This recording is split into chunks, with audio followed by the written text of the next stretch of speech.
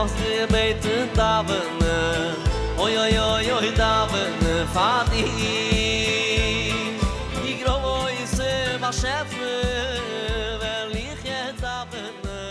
Hello everyone and a good morning. I'd like to start a new series today, very small, about kissing children in Shul. This came to my attention recently because I was in Shul and a father gave a kiss to a child, and some man that didn't have much strategy actually went up to him and berated him for it. He wasn't totally off, the father wasn't totally off, and I'd like to make some sense into it so that people will know exactly what the halacha is and how to treat it. I'm going to preface by saying that I don't believe it's a good idea to ever, and I repeat, ever, berate a Jew unless you know that Jew. In other words, if you know that person, you have a relationship with him, then it makes sense to sometimes say things like, I have a word of constructive criticism or constructive feedback for you.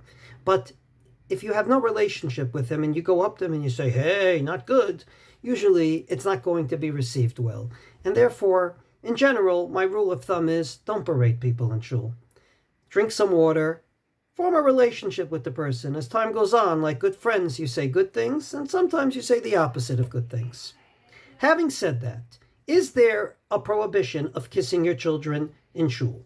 So there's nothing in the Gemara, and I'm talking about the regular Gemaras that we all learn, but there is something in the Sefer Hasidim. Sefer Hasidim is a quasi-halachic work. It's not a halachic work that we say, whatever it says we do, but as its term basically says, Sefer Hasidim, it's by the Hasidei Ashkenaz, namely Rav Yehuda HaChassid mainly, doing above and beyond what Jewish law actually requires. And in Sefer Hasidim, it does say, and I quote the words to you, Lo yenashek adam bevet knesset et beno. A person should not kiss his child in shul.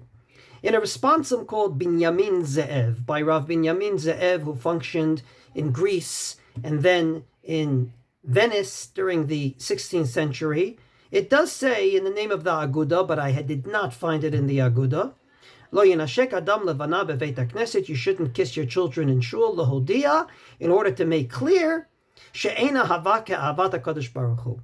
In shul, our love should only be for God, not for other people. Outside of shul, you show love to your children, but in shul, your love should be restricted to God.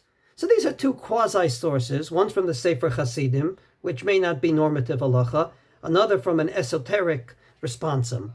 But it did make its way into the Shulchan Aruch. The Ramah does write in Siman Tzadik Chet Seif Aleph, Ve'asur la'adam lenashek banav ha'ktanim beveit ha'kneset. You shouldn't kiss your small children in shul. Kedei likfoa b'libo, to make it clear in your heart, she'ein ahava ke'ahavat ha'makom, that there is no love like the love of HaKadosh Baruch Hu. So it did make it into the Shulchan Aruch. It is in the Ramah.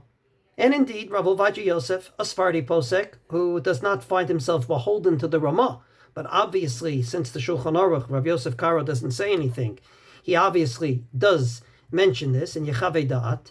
He does say this is true not just with your children, but with anyone.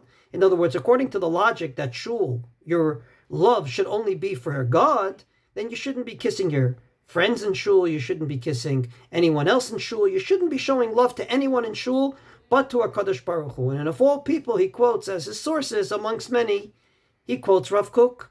He quotes Rav Kook, Rav Ovadia Yosef, that basically says, and I quote, She'en chiluk bezeh ben gadol lekatan, shahakol bichlal ha'isur.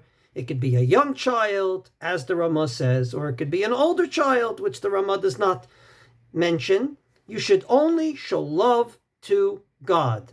And the only problem with all of this is that we do have other sources that shows that people did kiss people in shul for various reasons.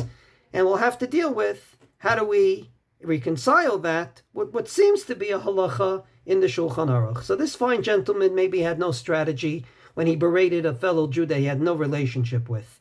But he wasn't totally off in quoting a law that's in the Shulchan Aruch. How do we deal with it practically? How do we still show love for our children and yet not violate it? God willing, later in the week. לבייס הכנסס בשמחו לבוי דס בויריק